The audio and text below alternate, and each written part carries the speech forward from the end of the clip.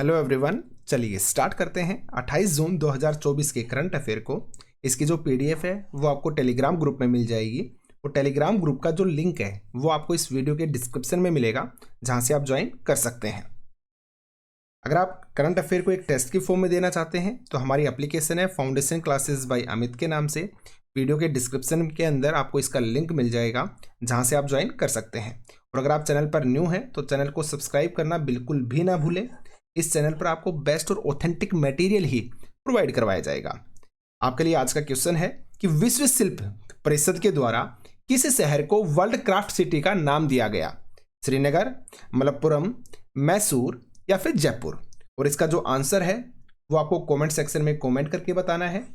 तो चलिए अब बढ़ते हैं आज के जितने भी आपके इंपॉर्टेंट क्वेश्चंस बनते हैं उनकी तरफ। देखिए वीडियो थोड़ा सा लेंदी हो सकता है क्योंकि जो आपकी एक्सप्लेनेशन है वो आपकी मोस्ट इंपॉर्टेंट होती है। ठीक है, तो आज के लेक्चर में थोड़ी सी एक्सप्लेनेशन ज़्यादा है, तो वीडियो में आखिर तक बने रहिएगा। लेकिन सभी आपके इंपॉर्टेंट ही क्वेश्चंस हैं, याद रखें आप। अंतर्राष्ट्रीय सूक्ष्म लघु और मध्यम उद्यम दिवस यानी कि एमएसएमई डे आपका कब मनाया जाता है? एमएसएमई का मतलब क्या हो गया? माइक्रो, स्मॉल एंड मीडियम जो साइज के एंटरप्राइजेज होते हैं उनसे रिलेटेड है आपका ये। ठीक है, यानी सूक्ष्म लघु और मध्यम जो उद्योग होते हैं उनसे संबंधित। तो ये आपका कब मनाया जाता है? 26 जून को, 25 जून को, 27 जून या फिर 28 जून को? तो इसका जो करेक्ट आपका आंसर बनेगा, आंसर आपका सी हो जाएगा।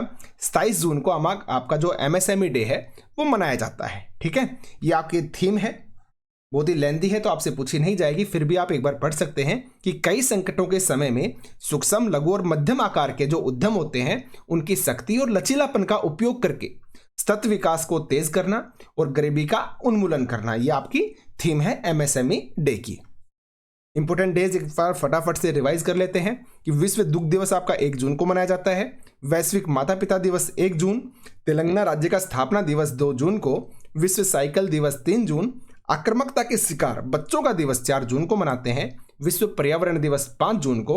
आपका थीम है land restoration, desertification and draught resilience. विश्व रूसी भाषा दिवस 6 जून को मनाया जाता है, अंतर्राष्ट्रीय लेवल क्रॉसिंग जागरूकता दिवस 6 जून को मनाते हैं, विश्व कीट दिवस 6 जून को मनाया जाता है और वर्ल्ड फूड सेफ्टी डे 7 जून को। इंपॉर्टेंट थीम है आपकी food safety, prepare for the unexpected. अंतर्राष्ट्रीय हबिलेख या हबिलेखागार दिवस 9 जून को मनाते हैं, राष्ट्रीय जड़ी बूटी दिवस 10 जून, अंतर्राष्ट्रीय खेल दिवस 11 जून को आपका मनाया जाता है, विश्व बाल श्रम विरोधी दिवस 12 जून को मनाते हैं। इंपोर्टेंट थीम रहा आपका एंड चाइल्ड लेबर 9। अंतर्राष्ट्रीय एल्बिनिज्म जागरूकता दिवस 13 जून को मनाते हैं, विश्व रक्तदाता दिवस 14 जून को। इंपोर्टेंट थीम है आपका 20 year of celebrating giving thank you blood donors. विश्व बुजुर्ग दुर्व्यवहार जागरूकता दिवस 15 जून को मनाया जाता है और अंतर्राष्ट्रीय परिवार प्रेषण दिवस आपका 16 जून को मनाया जाता है। पितृ दिवस यानी कि फादर्स डे 16 जून को, लेकिन याद क्या रखना है, जून के तीसरे रविवार को। हेट स्पीच का मुकाबला करने के लिए अंतर्राष्ट्रीय दिवस 18 जून को हम मनाते हैं। देन उसके बाद है इसका थीम क्या था? Power of youth to counter and address hate speech. यौन हिंसा के उन्मूलन के लिए अंतर्राष्ट्रीय दिवस 19 जून को मनाया जाता है। विश्व शरणार्थी दिवस 20 जून को हम मनाते हैं। इंपॉर्टेंट थीम रहा आपका एवरीवन इज वेलकम, इंपॉर्टेंट है, याद रखना है। अंतर्राष्ट्रीय योग दिवस मोस्ट इंपॉर्टेंट है, 21 जून को हम मनाते हैं, लेकिन थीम आपका उससे ज्यादा ही इंपॉर्टेंट है, yoga for self and society. संयुक्त राष्ट्रीय लोक सेवा दिवस 23 जून को, विश्व वर्षा वन दिवस 22 जून को मनाते हैं। थीम रहा आपका empowering the world in defence of our rain forest. अंतर्राष्ट्रीय ओलंपिक दिवस 23 जून को। कूटनीति यानी कि डिप्लोमेसी में अंतर्राष्ट्रीय महिला दिवस 24 जून को मनाया जाता है। देखो कंफ्यूज नहीं होना है, एक होता है अंतर्राष्ट्रीय महिला दिवस जो कि आपका 8 मार्च को होता है, ठीक है, हर साल, लेकिन यहां पे बात हो रही है कूटनीति डिप्लोमेसी के अंदर जो अंतर्राष्ट्रीय दिवस होता है वो 24 जून को मनाते हैं। अंतर्राष्ट्रीय नाविक दिवस 25 जून को मनाया जाता है और नशीली दवाओं के दुरुपयोग और अवैध तस्करी के खिलाफ अंतर्राष्ट्रीय दिवस जो मनाते हैं वो हम 26 जून को मनाते हैं। थीम क्या रहा? The evidence is clear, invest in prevention. ठीक है, याद रखेंगे आप। हाल ही में किस ऑस्ट्रेलियाई खिलाड़ी ने क्रिकेट से संन्यास ले लिया है? ऑप्शंस आपके Matthew Williams, Mitchell Marsh, David Warner या फिर स्टीव स्मिथ। तो आप इमेज के अंदर देख सकते हैं, ये डेविड वार्नर है जिन्होंने अभी अभी अंतर्राष्ट्रीय जो क्रिकेट है उससे आपका संन्यास ले लिया है। साथ में क्या याद रखोगे, अभी लास्ट अगर हम इस मंथ में हम बात करें तो सुनील छेत्री जो कहाँ से हैं, भारत से और फुटबॉल से संबंधित हैं, इन्होंने भी संन्यास ले लिया। दिनेश कार्तिक भारतीय क्रिकेटर हैं, इन्होंने भी संन्यास लिया है। केदार जाधव जो महाराष्ट्र से हैं, इन्होंने भी क्रिकेट से संन्यास लिया है। और कोलिन मुनरो इन्होंने भी क्रिकेट से संन्यास ले लिया। और ये कहाँ से हैं, ये आपके न्यूजीलैंड से हैं। ये आपके इस मंथ के हैं, तो इनको भी आप अच्छे से याद रखोगे। हाल ही में उल्लास ULLAS उल्लास नव भारत साक्षरता ये कार्यक्रम है। इसके तहत पूर्ण कार्यशील साक्षरता प्राप्त करने वाली प्रशासनिक इकाई बन गया है। कौन सा बन गया है इनमें से, श्रीनगर, हिमाचल प्रदेश, लद्दाख या फिर मेघालय। तो इसका जो आपका करेक्ट आंसर बनेगा वो क्या बनेगा, आप खुद से बताइए, इसका क्या बन सकता है, आपका लद्दाख बनेगा। क्या आंसर बनेगा, लद्दाख इसका आंसर हो जाएगा। यहां पर 97% से भी अधिक क्या है, साक्षरता का दावा करता है क्या, लद्दाख। और ये आपका कार्यक्रम है किस कार्यक्रम के अकॉर्डिंग, उल्लास कार्यक्रम के अकॉर्डिंग, जो आपका नव भारत साक्षरता कार्यक्रम है इसके अंतर्गत है ये, जिसने पूर्ण कार्यशील साक्षरता को प्राप्त कर लिया है। तो करेक्ट आंसर क्या बनेगा, आपका लद्दाख बन जाएगा। ठीक है, याद रखेंगे आप। अब देखिए ये उल्लास है क्या, तो ये 2022-23 से वर्ष 2026-27 तक लागू एक केंद्र प्रायोजित योजना है, यानी कि केंद्र के द्वारा इसको लागू किया गया है। जो आपकी जो NEP 2020 है उसके अनुरूप है ये। ठीक है, यानी कि आजीवन सिखाने पर ये ध्यान देती है। ठीक है, उल्लास की फुल फॉर्म आपको याद रखनी है, understanding of life long learning for all in society. याद रखें आप, ULLAS फुल फॉर्म को याद रखना है, क्या है, understanding of life long learning for all in society. याद रखेंगे आप। ठीक है, चलिए आगे बढ़ते हैं। अंतरराष्ट्रीय सौर गठबंधन में पूर्ण सदस्य के रूप में, जो पूर्णकालीन आपके सदस्य होते हैं कंप्लीट रूप से, तो पूर्ण सदस्य के रूप में शामिल होने वाला देश कौन बना है, अभी। ठीक है, और ये देखिए आपका 100वां बना है, ये भी आप याद रखेंगे। कौन सा बना है, ये 100वें नंबर का आपका बना है। ऑप्शन आपके यमन, पनामा, स्पेन या फिर प्रागवे। तो यहाँ पे बीच में अभी 100 और डालना था। ठीक है, तो 100 में डाल दूंगा आपके PDF के अंदर। तो याद रखना 100वां देश कौन सा बना है ये पूछा गया है। तो यमन बना है, पनामा बना है, स्पेन बना है या फिर प्रागवे। तो इसका जो करेक्ट आपका आंसर बनेगा, आंसर आपका डी हो जाएगा, प्रागवे बना है। कौन से नंबर का, आपका प्रागवे जो बना है वो आपके 100वें नंबर का बन गया है। ठीक है, तो ये चीज आपको अच्छे से याद रखनी है। अगर हम ऊपर वालों के बारे में बात करें तो स्पेन कौन से नंबर का है, आपके 99 नंबर का है, ये भी आप याद रख सकते हैं। अगर पनामा के बारे में बात करें तो आपका 98 नंबर का है।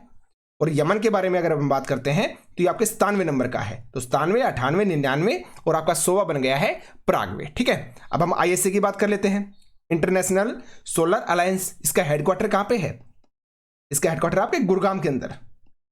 और गुड़गांव कहां पे पड़ता है, आपका हरियाणा के अंदर। ठीक है, इसकी स्थापना कब हुई थी, तो 2015 के अंदर। भारत के PM थे और आपके फ्रांस।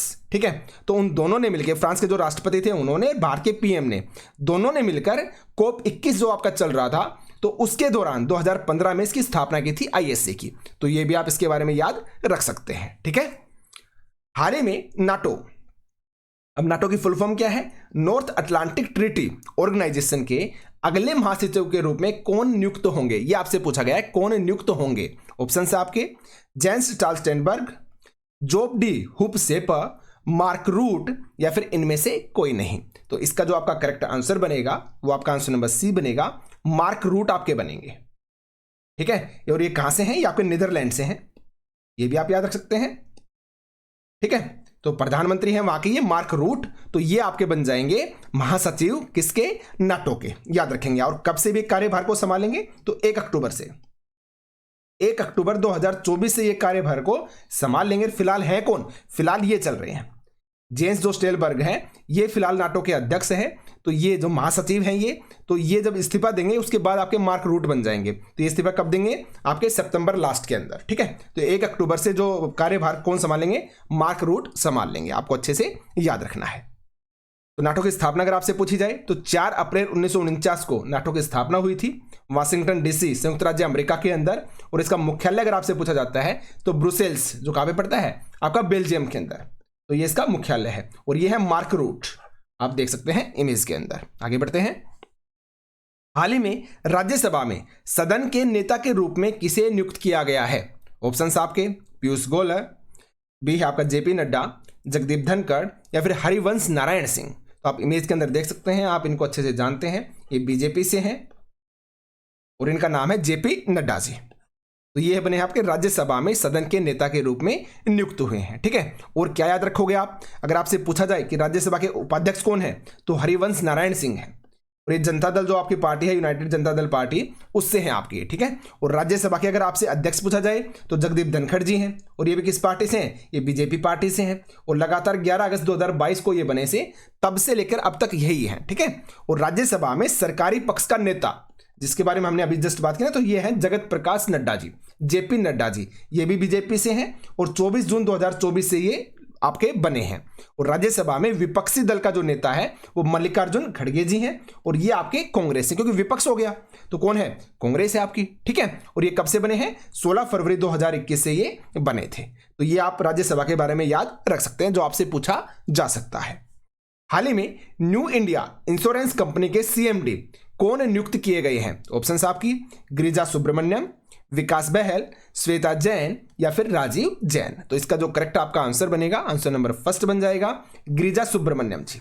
ये न्यू इंडिया जो इंश्योरेंस कंपनी है उसके सीएमडी अध्यक्ष आपकी नियुक्त की गई है। आप इमेज के अंदर इनको देख सकते हैं, ये है गिरिजा सुब्रमण्यम जी, याद रखेंगे आप। और क्या याद रखना आपको साथ में, एक और इंपॉर्टेंट क्वेश्चन आपका जो अभी लेटेस्ट का ही है। देखिए अपॉइंटमेंट आपकी बहुत ज्यादा बन जाती है, तो क्वेश्चन बनाने की बजाय मैं इस तरह से स्टेटमेंट के रूप में भी बना देता हूं, तो आप प्लीज इनको याद रखेंगे। तो आप, ये न्यू है आपका कि इंडिया बुलियन जो ज्वेलर्स एसोसिएशन है उसके उपाध्यक्ष बने हैं अक्स मोहित कंबोज। साथ में ये भी है, सभी आपको याद रखने हैं कि धनलक्ष्मी बैंक के प्रबंध निदेशक कौन बने हैं, अजित कुमार केके बने हैं।